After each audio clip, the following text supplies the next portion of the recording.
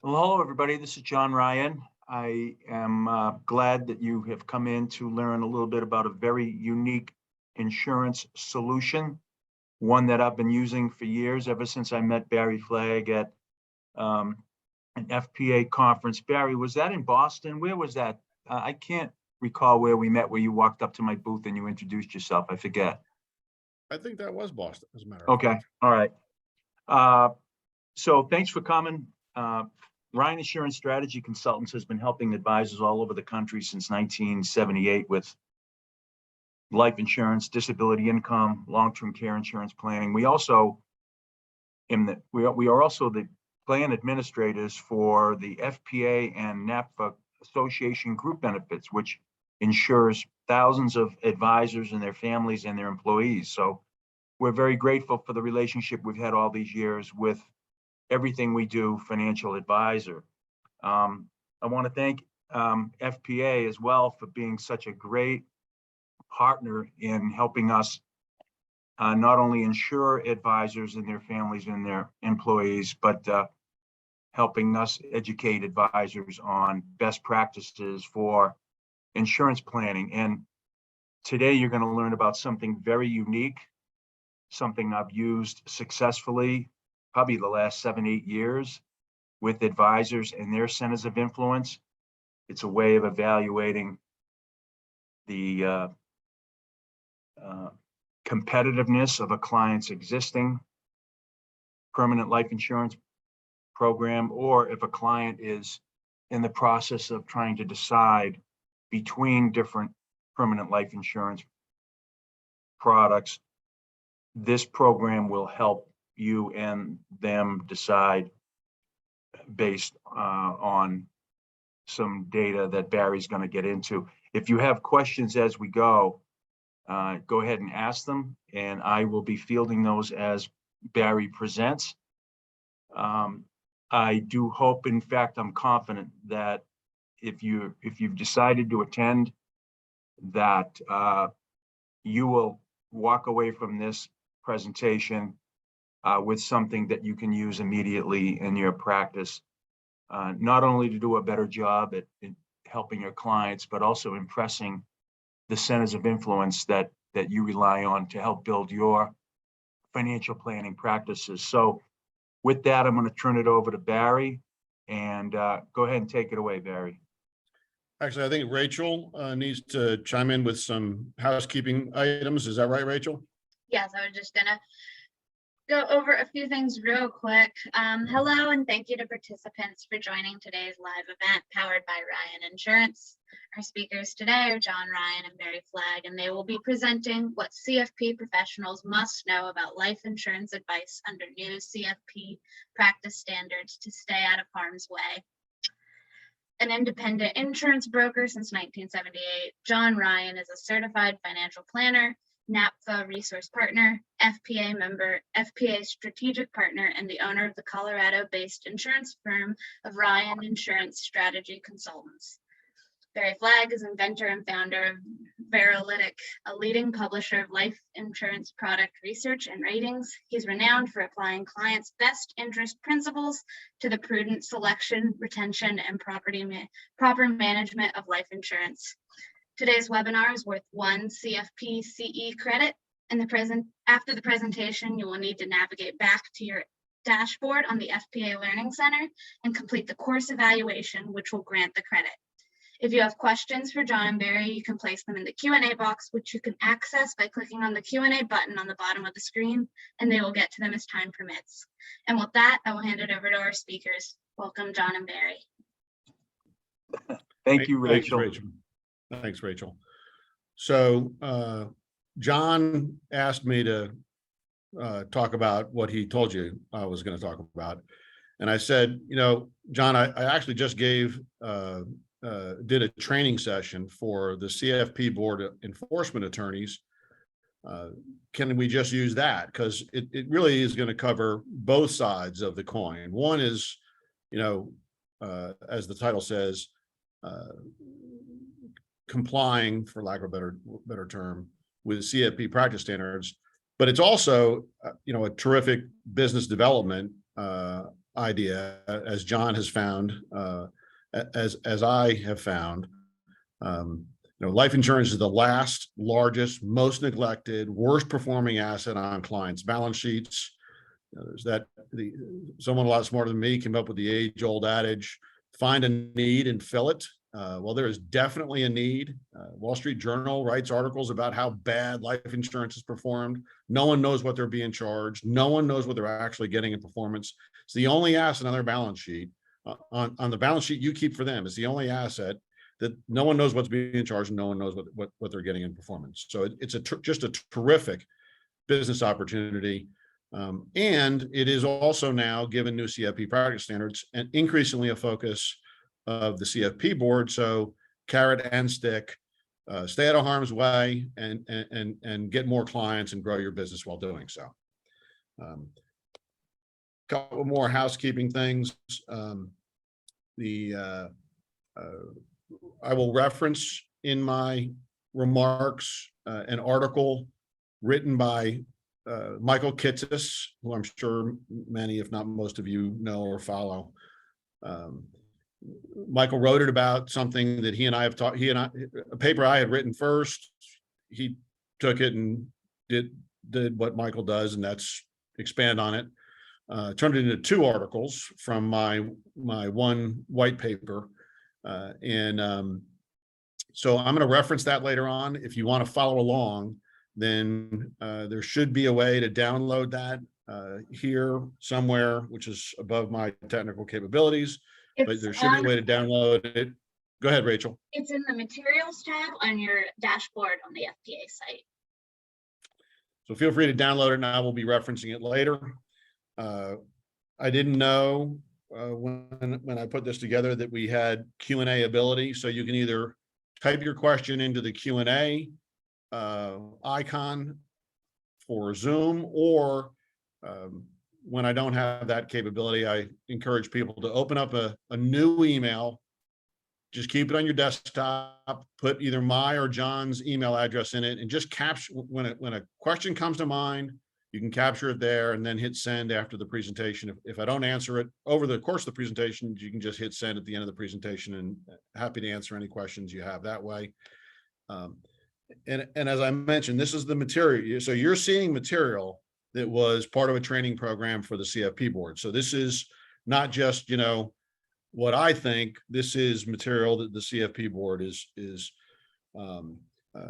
using in their evaluation. And it starts with the CFP board materials, the roadmap for the new practice standards. And that roadmap defines what financial advice is. And financial advice now is different than it was prior to the new practice standards. Prior to the new practice standards, the financial planning was only subject to a fiduciary standard of care. Now, any communication that can be reasonably viewed as a product recommendation that the client can take or refrain from taking is now regarding purchasing or exchanging, I added holding, gifting, or selling financial is financial advice. And when providing financial advice, CFP professionals have a duty to the client to act as a fiduciary and act therefore in their best interests. And best interest is not a subjective term, either in fiduciary circles or fiduciary law or CFP practice standards. It is defined to have particular meaning. And we're going to talk about one of those meanings. I'm not going to talk about all of them today, but I'm going to talk about one of them that is particularly applicable to life insurance, and that's the duty of care. And the duty of care that a CFP professional must embrace is exercising reasonable care, skill, prudence, and diligence when providing financial advice. And when it comes to insurance, when it comes to anything, that includes, in any product recommendation, includes the costs that the client may incur. And for life insurance, right from the roadmap, the source of that information is insurance illustrations, but not always. So we're going to dive rather deeply into that source of decision support information. So these insurance illustrations that I'm sure you all have seen many, maybe too many times, are regulated by something called the National Association of Insurance Commissioners Illustrations Model Regulation. I guess actually they're regulated by each state's adoption of the NAIC Illustrations Model Regulation, which all have adopted except one, which we're going to talk about. So under this NAIC Illustrations Model Regulation, what is an illustration? An illustration is legally defined as a depiction of non-guaranteed elements of a life insurance policy over a period of years that's comprised of some 50, sometimes less, sometimes more pages, thousands of numbers, dozens of disclaimers, and the client is supposed to sign many of them, if not most of them nowadays, attesting to the fact that they understand all the pages, all the numbers, and all the footnotes. All these numbers and pages and footnotes are based on the cost of, so they're a depiction of non-guaranteed value. So non-guaranteed premium, non-guaranteed cash value, non-guaranteed death benefit, but all of those are based on cost of insurance charges, which comprise 85% of total costs. So if you're looking for opportunities to help clients lower their costs, get new clients by helping them lower their costs, exercise reasonable care, skill, diligence, and prudence in examining costs. Cost of insurance charges is the first place to start because it's by far and away the biggest. Insurance companies also charge policy expenses for the design of the product, marketing, sales, distribution, underwriting, administration. And then these non-guaranteed elements are based on these cost of insurance charges and the expenses that have to be covered by premiums, less whatever the policy earns. So if it's a term insurance policy, there's no cash value that would be credited with anything or that would earn anything. So that's pure cost of insurance and expenses. But if it's got cash value, if there's any amount paid above and beyond the cost of insurance charge and expenses, then that goes into the policy account, and that gets credited with interest or earnings. And so what you absolutely positively have to understand as a fiduciary, or if you're serving a fiduciary, is not the premium that's quoted, not the cash value that's projected, not the non-guaranteed death benefit, but you've got to understand what my dad used to call the givens. What are the things that determine that non-guaranteed premium, that projected cash value, and that death benefit? And it's the COIs, the expenses, and the interest. That is ultimately what will determine what the client has to pay. What the insurance company assumes at the point of sale in their illustrations is where many of the problems arise. And this formula here would be for a defined death benefit type scenario where a client says, I need $1 million or whatever. What's the premium? Well, this is the way you would vet.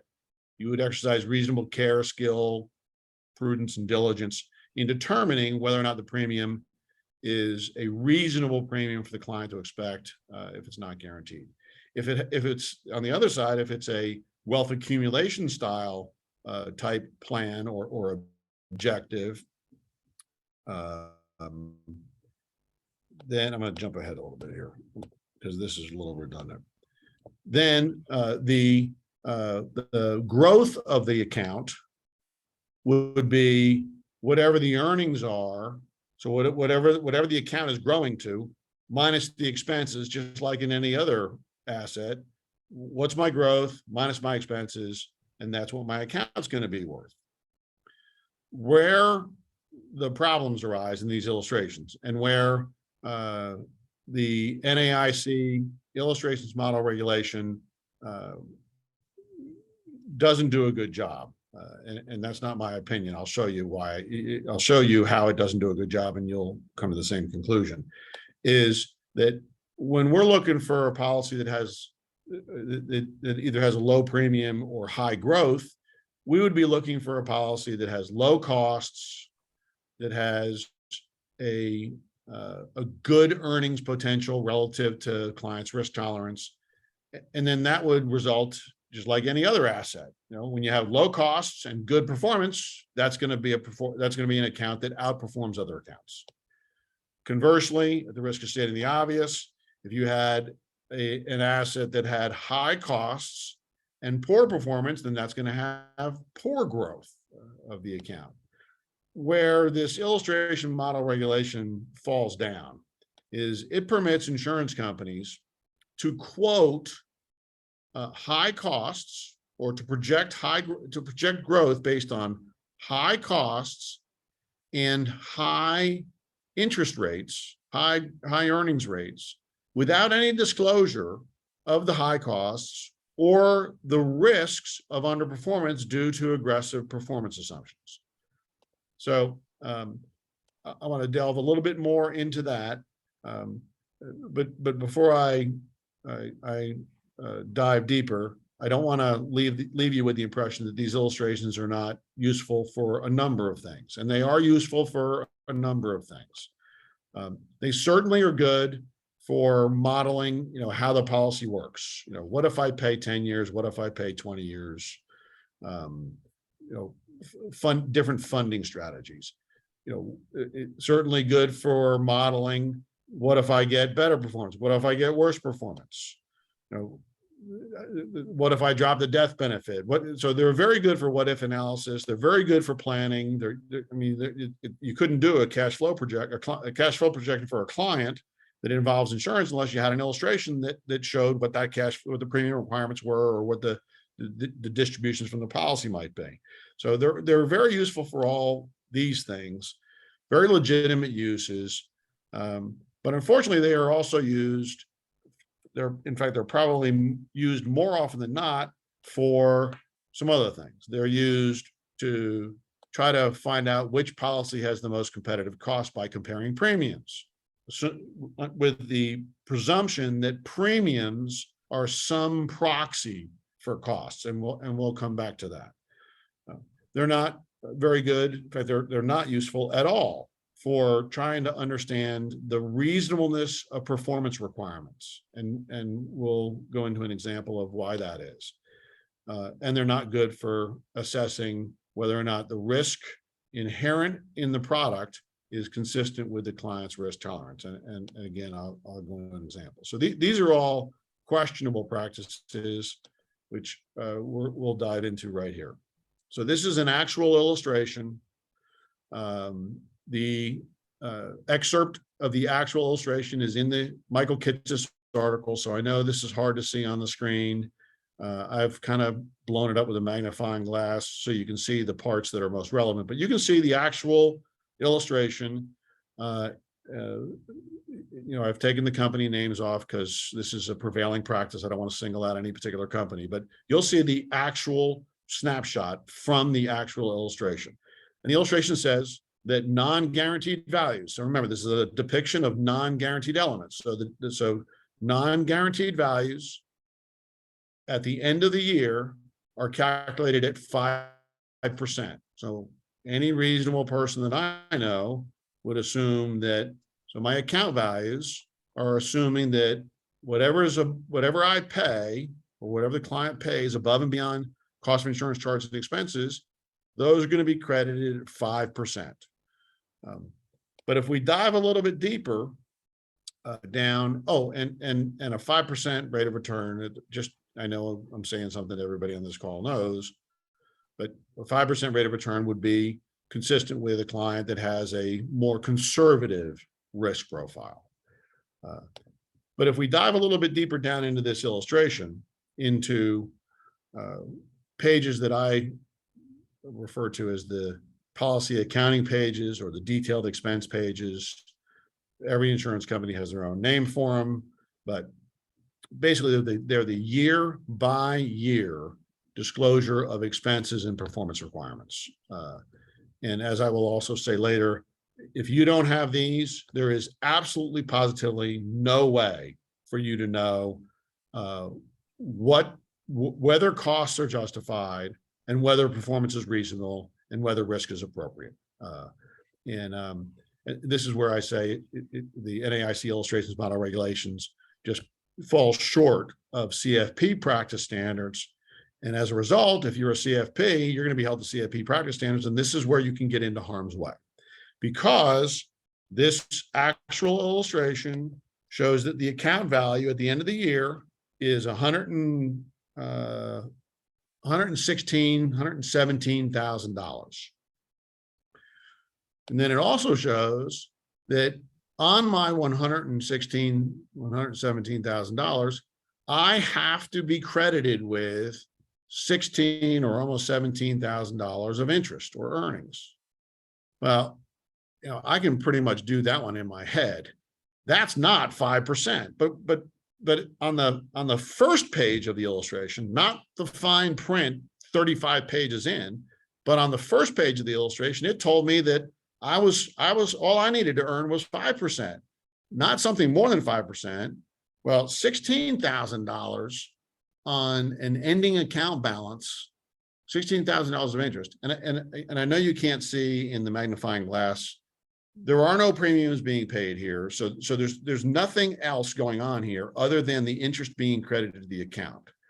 And you can see that if you're following along in the Michael Kitchens article, you can see what I mean. There's no premiums, there's just expenses, and then you're supposed to earn you have to earn, or the client has to earn $16,000 on a $116,000 or $117,000 balance. That's a 14% rate of return. That's not a 5% rate of return. This is where if you don't get these detailed expense pages at a minimum, if you don't get these policy accounting pages, you can get into harm's way as a CFP under new CFP practice standards. The NAIC, they're struggling with this. This is, they've been trying to regulate this since 1995. The goal of the regulations are well-intended. 1995 it was somewhat soon after the introduction of universal life. So the regs were well-intended. They were designed to help advisors and clients understand the differences between whole life and universal life, because they are just vastly different products. Costs were not even available on whole life back then. And so it was an effort to level the playing field between universal life and whole life, so that the NAIC was trying to get carriers to calculate the premiums similarly, so that premiums could be a proxy for costs. But as late as 2015, the NAIC concluded that, by their own admission, that some carriers are saying that they're calculating at 5%, or they're actually calculating account values at 5% or calculating premiums at 5%. But other carriers, as you just saw, are calculating premiums and cash values at 14%. And so the NAIC even concluded that there's a lack of uniform practice under their regulations. So they've been trying to modify it and update it. Some of you with maybe a little more insurance exposure may have heard of AG 49.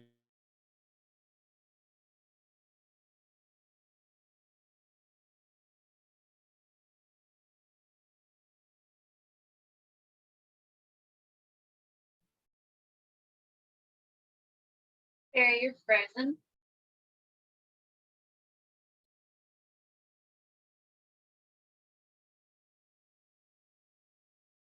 Hey, Barry.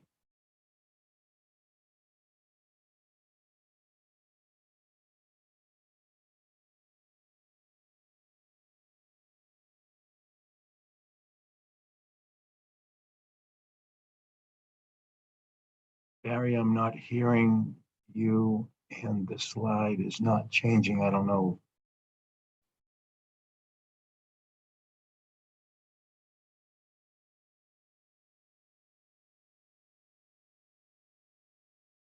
We'll get him back in here in just a second.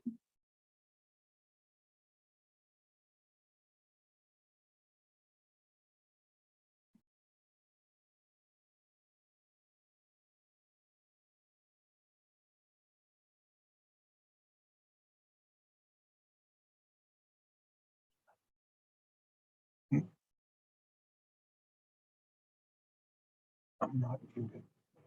I'm mute.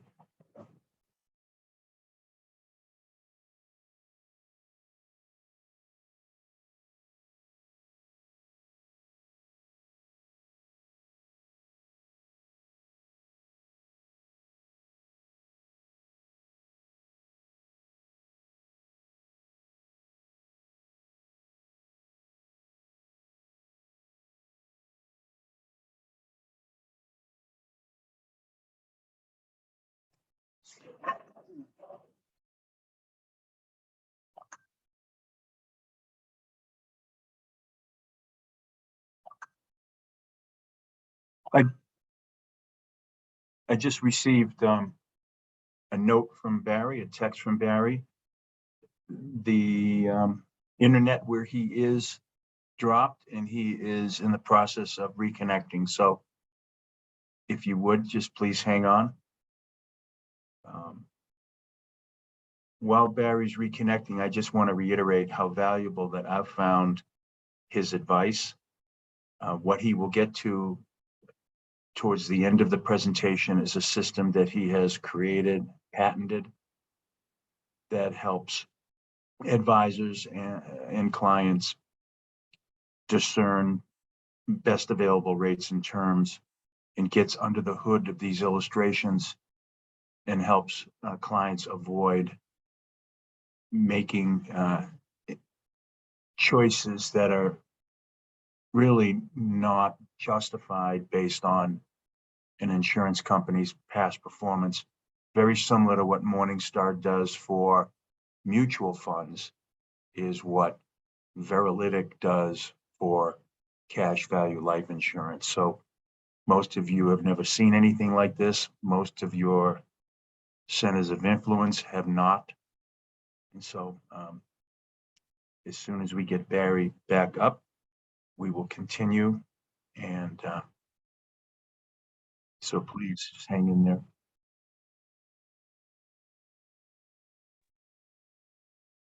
Am I back? You are. Yes, you are.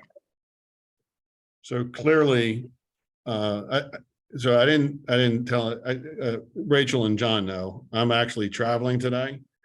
I'm from Tampa. I'm currently in Phoenix. I was supposed to give a similar training or presentation to the Phoenix chapter, but they had some issues. So I was that event got canceled. But so I'm in a guest office in a building that I didn't know. Apparently the NAIC is also housed in this building, and they did not like what I was saying. So they cut off the internet. That's good. Hey, Barry, before you get rolling again, a question did come in. I believe you said life insurance was the worst performing asset in the industry and that nobody knows the true value of the asset. Would you include fixed indexed annuities in this generalization, or am I making too big of a reach? So the fixed indexed annuities suffer from some of the same issues, but not to the same degree. So one of the things we're going to talk about is the New York best interest rule for annuities and life insurance. The New York Department of Financial Services first issued a best interest rule for annuities. The industry initially pushed back on that, but the NAIC has since adopted something that is similar to that New York best interest rule for annuities. So annuities are ahead of, in terms of fiduciary treatment or the information that a fiduciary needs to make fiduciary type decisions. Annuities are ahead of life insurance. It's repeating. The industry is fighting in court against the New York Department of Financial Services against the life insurance portion of the best interest rule.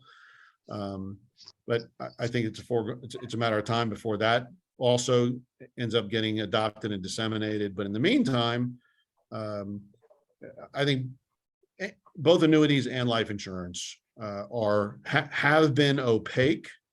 It has been harder to get cost and performance information than every other asset. And so there is definitely an opportunity to talk to clients about, do you know what you're being charged in your annuity? The overwhelming majority of clients that I've ever come across don't. Do you know what you're being charged in your life insurance? None of them know. Oftentimes, if the person who placed the insurance wasn't a CFP professional, or even if they were under the old CFP practice standards, they weren't required to know what was being charged. So nobody knows what's charged inside these life insurance policies. Nobody knows what they're actually getting in performance. And so the life insurance more so than annuities, but both I think are products that can get you into trouble if you follow insurance industry practices rather than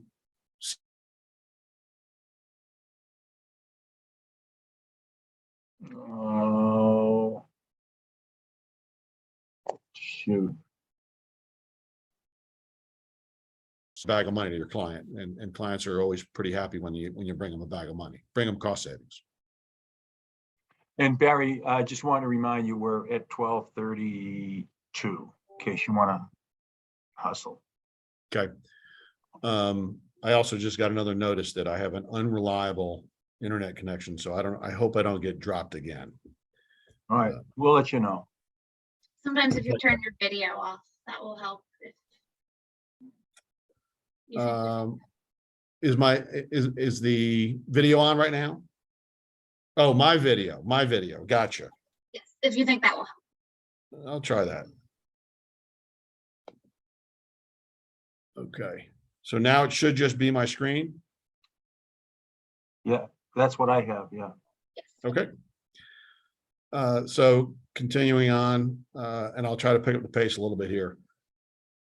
So as I just said in response to that question about insurance products in general, annuities and life insurance, the NAIC definition, or what they consider to be the information that's needed to make clients' best interest determinations, lacks uniform practice.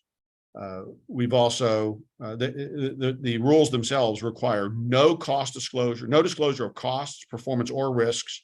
You have to ask for those pages, as I alluded to earlier. I said before, the NAIC regs just are insufficient for practice standards. That's not my opinion. FINRA published a rule saying that it's inappropriate to compare a life insurance policy with another one based on those non-guaranteed factors, unless you are including just comparison of costs and expenses and comparison of investment objectives. Comparing the non-guaranteed numbers without looking at cost, performance, and risk, they consider misleading. The Society of Actuaries commissioned a study years ago, which I don't think anybody disagrees with it, but they're just the NAIC has just got this focus on trying to regulate the outcome rather than the process. And the chief actuarial body of the life insurance industry says that comparing these illustrations is not just inappropriate, it's fundamentally inappropriate.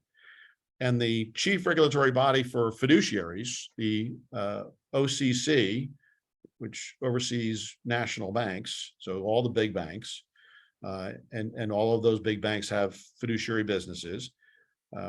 They caution their fiduciaries that these illustrations are subject to a high degree of fluctuation And certainly anything that's subject to a high degree of fluctuation is not reliable as decision support for product recommendations.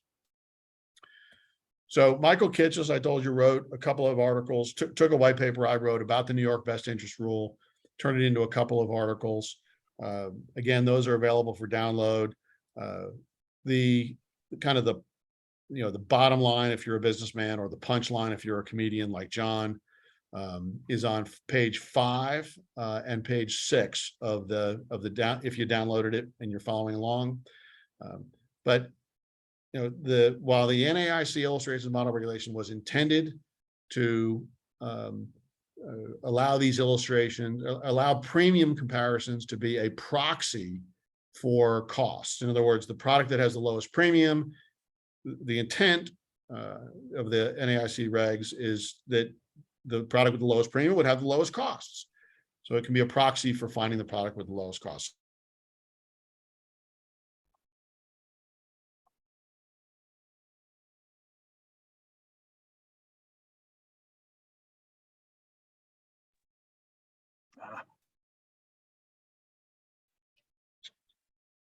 Barry, we're not hearing you again. 5% rate of return being used, but we know what that's worth based on our magnifying glass examination earlier. But any reasonable person would say, oh, well, the universal life policy must have a lower premium. Excuse me, it must have lower costs because everything else is equal, because I've asked for everything else to be equal. But if you actually look at those detailed accounting pages or those year-by-year cost disclosures, you find, which are in the Kitch's article, you find that the universal life policy has costs that are much higher. Again, because under NAIC regs, insurance companies are allowed to game, if you will, the interest assumptions and then include disclosures in the fine print of their footnotes. So as an alternative, I think the New York Best Interest Rule, it's not perfect. I call it a fiduciary-like or fiduciary light rule, but it's much better guidance for CFP professionals who are who now are required to exercise reasonable care, skill, diligence, and prudence in financial advice or product recommendations. So looking at what the New York Best Interest Rule says, and I'm going to go fast here to try to catch up on some time, because this is anybody with a fiduciary orientation or background, or who is a fiduciary, who works in an RIA or in a financial institution. You're familiar with this. This basically brings the life insurance business up to where all of the rest of us already are. You got to consider the interest of the consumer first. You just start with the customer first. Don't start with the product first. You've got to use reasonable care, skill, prudence, diligence that a prudent person would make in selecting a product. And if there are any limitations on your ability to distribute a product, which there are lots of those nowadays, less so in the investment. But when I first came in the investment business, there were lots of limitations on, which mutual funds you could have access to. There are still some, but in the life insurance business, there's lots of limitations on what you can help a client with. And so simply disclosing those, I call it an exceptions list. Having an exceptions list in your deliverables to the client, that they may have to go talk to somebody else if they want to, but this is the best, lowest costs, best performance, and reasonable risk from the universe that you have access to. It's got to include all products and services of the ones that you have access to. You got to match up product recommendations with the what is suitable to the client. Again, are risks appropriate to the client's risk tolerance? And at the end of the day, is the product being recommended, or is the product being placed? Does it have justifiable costs? Does it have reasonable performance requirements? And is risk appropriate to the client's risk tolerance? So we've looked at how the NAIC falls short of a fiduciary standard or the CFP best practice standards. We've looked at an example regulations that speak to a fiduciary-like approach to life insurance. So let's put this into a CFP practice standards context. One of my companies serves as sub-advisor in the same way that investment trusts delegate the review of assets to investment advisors or portfolio managers. A growing number of life insurance growing number of trust companies that serve as life insurance trustee have engaged my firm to review the policy assets in their life insurance trust. And the first thing I tell them, for the reasons that we've already talked about, if you've got comparisons of hypothetical illustrations in your trust file or in your client file as your documentation of your diligence in the product recommendation or your decision support for accepting that product or recommending them, get them out of your file. At a minimum, insist on those detailed accounting pages, or policy accounting pages, or detailed expense pages. Again, download that Kitchus article. You'll see what they look like. So because you got to ask for them. I am sometimes aghast that when you ask for them, even the people who work for the insurance company don't know what they are. So you got to explain what they are. So you'll see what they are in the Kitchus article. At a minimum, as a CFP, compare those costs and compare the performance requirements separately. Don't compare premiums. Don't compare cash values. Don't compare non-guaranteed death benefit coverage duration. Compare the costs and the performance, and make sure the performance is the risk of underperformance, which I'll come back to in just a minute, is consistent with the client's risk tolerance. And so how do we know whether costs are justified and performance is reasonable and the risks are appropriate? Well, if it was any other asset on the client's balance sheet, we would benchmark it. If it was a client that had a moderate risk tolerance and we were looking for a mutual fund, the S&P 500 might be a good benchmark. And so we'd look at, does the fund net of fees correlate above or below? I came from the investment business first. I used Morningstar. And when I went from my first job, which was as a analyst in a pension investment advisory business where I used Morningstar, when I went from there to go work for a life insurance agency, where they told me that, the way you figure out what product is right for the client is you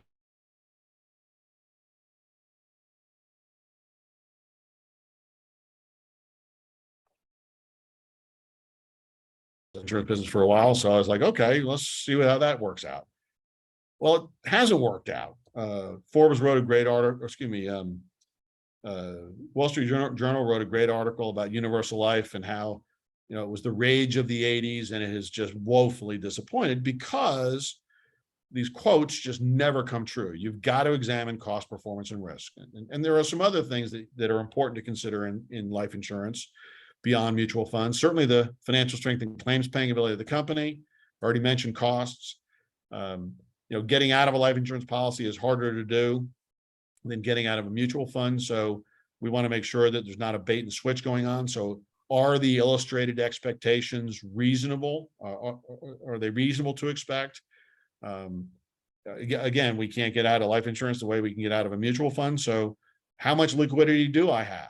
What is my, if it was a hedge fund, my lockup period? What are my restrictions on my liquidity?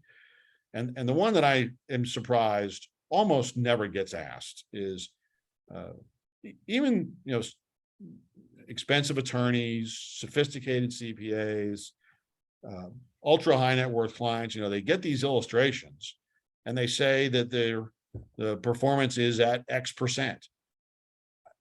I can't remember the last time anybody asked, well, what have they actually done in the past? But they always ask that for any other asset that's on or any other recommendation, any mutual fund or any hedge fund. What's the track record? They never ask it about life insurance, but certainly that's something that would be benchmarking performance, actual performance would be meaningful. So I'm going to drill down into two ways. This is what John was talking about earlier that he has found so useful in his practice. I'm going to drill down into how Veralytic benchmarks the cost. I'm not saying this is the only way you can do it, but this is the way that we do it and that you could do it, and the way John does it. So we look at the costs of the policy under evaluation, present value cost per dollar of insurance for the policy, either in force or being considered. And then we benchmark that or compare that to the average cost of insurance charge, expense, and premium load for everything in our database. And the average is in the middle, right? So that's the average for institutional policies is the bar in the middle.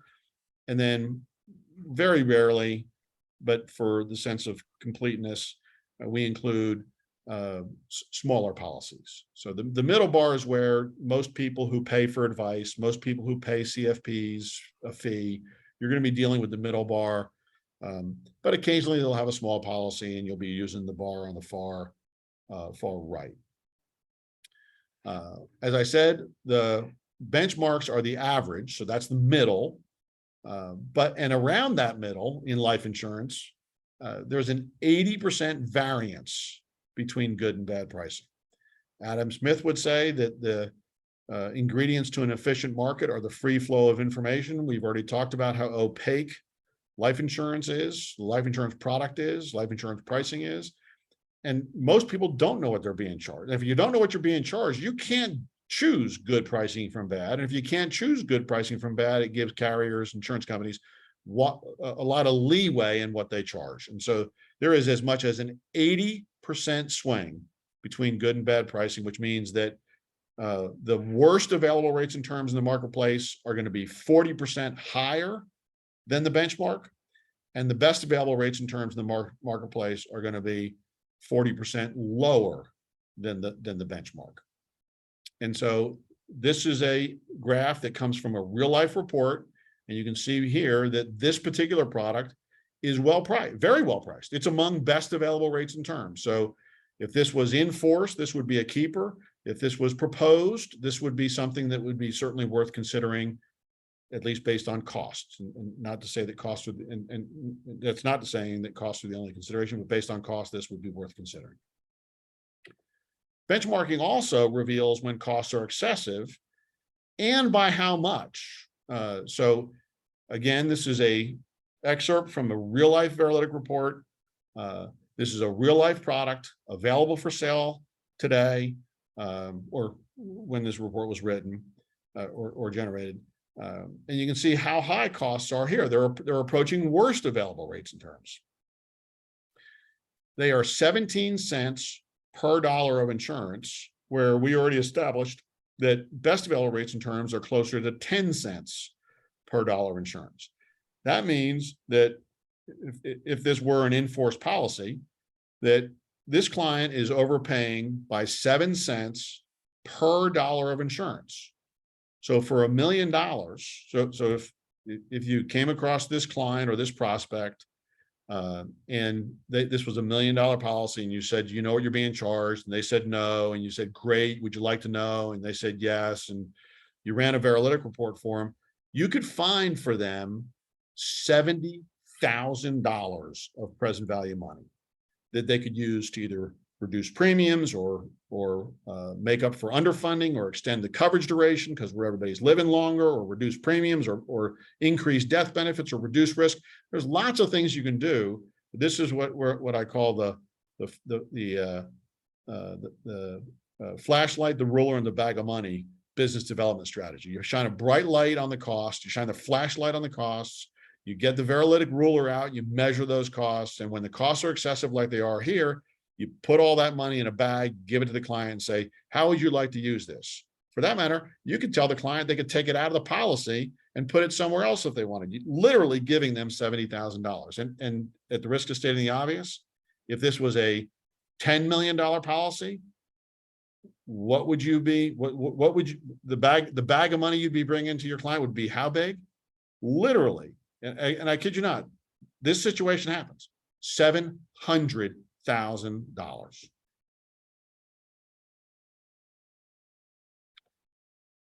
So we've talked about cost competitiveness. Let's also talk a little bit about pricing stability or the reliability of illustrated expectations. Ultimately, what the client earns is a function of their risk tolerance. If they're willing to be more, if their risk tolerance is more aggressive in nature, if they can take volatility over the short term, then they can benefit from that with higher returns historically over the long term. What are the, and then, so if that's the, if their tolerance is more aggressive, what are the asset classes that correlate with that risk tolerance? Or if they're more conservative, what are the asset class preferences for that risk profile? What's the time horizon? You know, if we only have 10 years, we don't have a full market cycle. We can't expect to get paid for the risk of paid for taking additional risk. And what are the expected outcomes from that, which is important to know what the expected outcome is, because the illustration is going to have a built-in expected outcome and we need to correlate that. For instance, if we look at, you know, I've got risk profile, traditional modern portfolio risk profile on the left-hand side. Universal life and whole life policies are required by regulation. In fact, indexed policies are required by regulation to invest in high-grade bonds and government-backed mortgages. And yet we saw earlier that the product had to deliver a 14% rate of return using some strategy other than high-grade bonds and government-backed mortgages, but it's a different asset class. It's a different risk profile conversation. And so you've got to know what the expected outcome is from your strategy with the client, and then you've got to understand what the expected or the required performance is from the insurance product, regardless of the product type. You can do this by hand, but the way Veralytic does it very simply is it includes in every report the declared crediting rate, the rate of return prominently displayed above the calculations of non-guaranteed values. But then it also calculates in those detailed expense pages, it calculates the bonus rate or the under-disclosed or undisclosed in some cases, additional return that's required to meet client expectations. And then when you add it together, that's where you really figure out what the product risk is so that you can then correlate that with the client's risk tolerance. If the client is not somebody who would be willing to invest in a mutual fund or a hedge fund that had a risk of loss corresponding to a long-term 14% rate of return, then you certainly don't want to put that client into a life insurance product that requires that. And you obviously have to know that. So you've got to dig deeper than what the NAIC illustrations model regulation gives you. So under CFP practice standards, you know, at least by my view, illustrations are not inconsistent with the CFP practice standards duty to exercise skill, prudence, and diligence. Whereas benchmarking, I would argue, is faster. We saw in that cost breakdown graph, at a glance, you can tell whether or not costs are excessive or competitive relative to the entire universe of peer group alternatives. It's easy. You know, these illustrations, I commonly hear, particularly from RIAs, these illustrations are impossible to understand. Well, this is using benchmarking. It just takes simple math. You can subtract 10 cents per dollar of insurance for best available rates and terms from 17 cents per dollar of insurance for the product under evaluation, and you know what the cost savings are. It's reliable. In our case, Veralytic reports have been FINRA reviewed for compliance with their rules, which I referenced earlier. Benchmarking is clearly more well established and common and proven in the fiduciary world, in the advice world, than is comparing these non-guaranteed illustrations. And as we talked about when we were talking about the New York best interest rule, they are absolutely consistent with at least the New York Department of Financial Services understanding and regulations on what is actually in the client's best interest, which again are very consistent with the CFP practice standards. So with that, I apologize for rushing a little bit. I apologize for running out of. We wanted to save a little bit more time for questions. But John, do we have any questions? Yeah, we have one. Many illustrations have guaranteed data side by side with hypothetical. Is the guaranteed data useful? Depends. So there are two types of guarantees under NAIC illustration model regulation, and two types of guarantees in products. One type of guarantee is a consumer-oriented guarantee. So certain universal life products have guarantees that are intended for the consumer. They are intended to turn the product from a universal life product functionally into a term product. I call it a flexible duration term product. Actually, I'm over answering the questioner's question, because in guaranteed universal life type products, they don't have guaranteed and non-guaranteed columns shown. They only show the guaranteed because that's what's required in NAIC regs. In products where the guarantees are not consumer oriented, they're really the function of the insurance company's reserve requirements. They are less useful to the planner, to the CFP professional, because they represent what the insurance company can charge under the absolute worst case scenario. I've actually only see insurance companies charge those costs when the insurance company is in bankruptcy, which in the insurance industry is called conservatorship or rehabilitation. So it is, I guess it's useful in the worst case scenario, but very, very, very, very few clients actually experience the worst case scenario. Those guaranteed columns have more to do with the insurance company's reserve requirements. The higher the guarantees, or the worse the guarantees, the lower the reserve requirements, and the more insurance they can sell, kind of like a bank. If the bank has lower reserve requirements, they can loan more money out. If the Fed requires them to have higher reserve requirements, they can't lend out as much, and so they can't make as much money. So the guaranteed columns are not terribly useful for clients unless it's a product that is literally called a guaranteed type product. Okay, and then Barry, there's one more question. Other than through Veralytic, how can an RIA perform benchmarking analysis? I mean, you got to do it by hand. I don't know of another way, in part because we patented the methodology that we developed.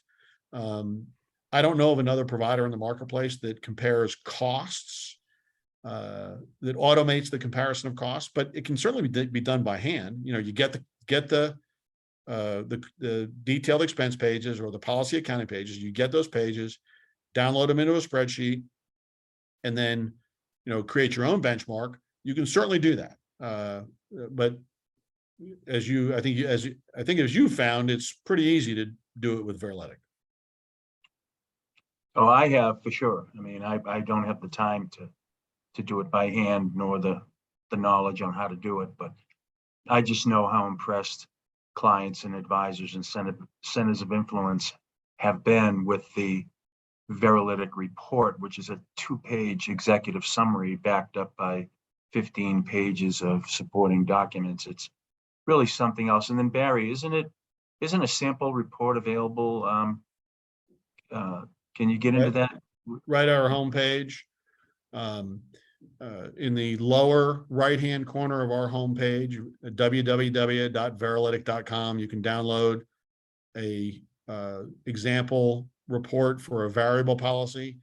If you wanted to see what a whole life report looks like, or an indexed universal life report looks like, or a guaranteed universal life report or any other report, email me.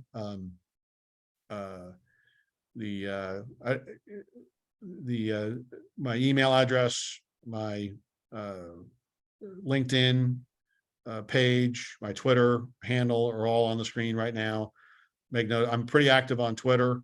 Excuse me, I'm not pretty active on Twitter. In fact, anybody here who would follow me on Twitter, you would help build my following beyond my sister, wife, 2 kids, and my mom. So that would help me out. But I am pretty active on LinkedIn. So if you found this discussion interesting, I'm almost daily posting a comment about something I've read or something I've seen about, fiduciary principles for life insurance or CFP practice standards for life insurance, et cetera, so on and so forth. All right, well, that's it. I don't know.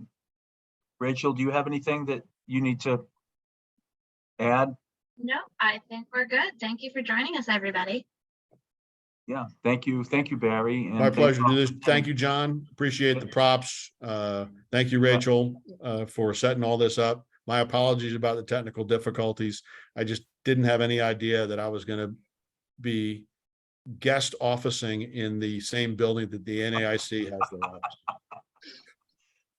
One more story to tell, Barry. One more story to tell. adventure. All right. Thank you, everybody. Thanks very much. Thank you. Bye-bye, everybody. Bye.